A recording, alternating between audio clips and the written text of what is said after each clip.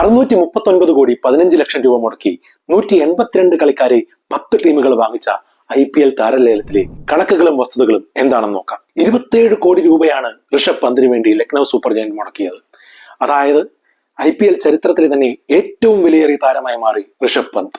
Iyer the great എന്ന് Kolkata night Riders പറഞ്ഞപ്പോൾ ആരും അത് വെങ്കടേഷ് അയ്യർ ആണെന്ന് പ്രതീക്ഷിച്ചു കാണില്ല. വെങ്കടേഷ് അയ്യറിന് വേണ്ടി 23.25 കോടിയാണ് കൊൽക്കത്ത നൈറ്റ് റൈഡേഴ്സ് മുടക്കിയത്. എന്നാ പിന്നെ 18 കോടിക്ക് അങ്ങ് റിട്ടേൺ ചെയ്തുകൂടായിരുന്നു?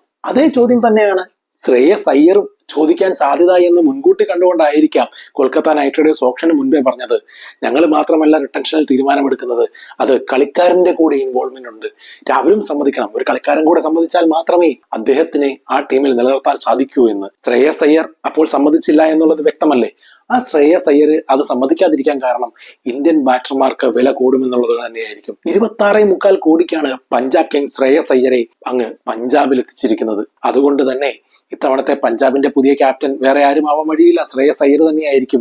IPL കിരീടം നേടിയ നായകൻ ഇതുവരെ കിരീടം നേടാത്ത പഞ്ചാബിനെ കിരീടത്തിലെത്തിക്കുമോ? 3 താരങ്ങൾക്കാണ് 20 കോടിയിലധികം വരുമാനം ലഭിക്കുന്നതെങ്കിൽ 10 കോടിയിലധികം മുതൽ മുടക്കി 21 കളിക്കാരെയാണ് 10 ടീമുകൾ വാങ്ങിയിരിക്കുന്നത്.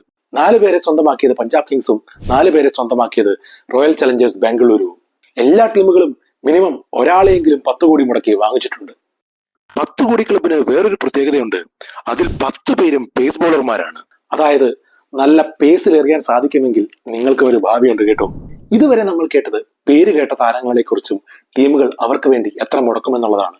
പുതിയതായി ക്രിക്കറ്റ് കളിക്കാൻ ആഗ്രഹിക്കുന്നവർ അവരാദ്യം നോക്കുക അൺക്യാപ്ഡ് പ്ലെയേഴ്സിന് എത്ര മുടക്കുമെന്നായിരിക്കും.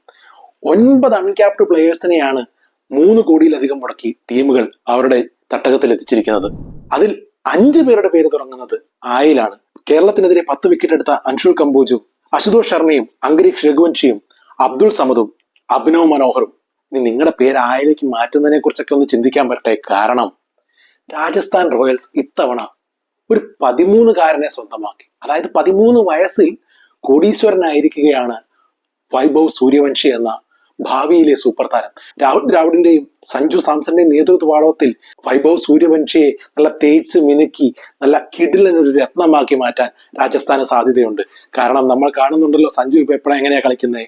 യശസ്വി ജയ്സ്വാൾ, റിയാൻ പരാഗ്, ധ്രുവ് ജുരേൽ, അങ്ങനെ ഇന്ത്യൻ ടീമിലേക്ക് നാളെയുടെ താരങ്ങളെ വാർത്തെടുക്കുന്ന രാജസ്ഥാൻ റോയൽസ് വൈഭവ് സൂര്യവംശിയെയും അങ്ങനെ നല്ല ഉടച്ച് വാർത്ത് ഒരു നല്ല ഫിനിഷ്ഡ് പ്രൊഡക്റ്റ് ആക്കി എടുക്കുന്ന പ്രതീക്ഷിക്കാം, ആഗ്രഹിക്കാം. നിങ്ങളുടെ പ്രിയപ്പെട്ട ടീം ഏതാണെന്ന് കമന്റിൽ സൂചിപ്പിച്ചു കഴിഞ്ഞാൽ അവരെക്കുറിച്ചുള്ള ഒരു ഡീറ്റെയിൽഡ് വിശകലനവുമായി അനാലിസിസുമായി അടുത്ത തവണ കാണാം.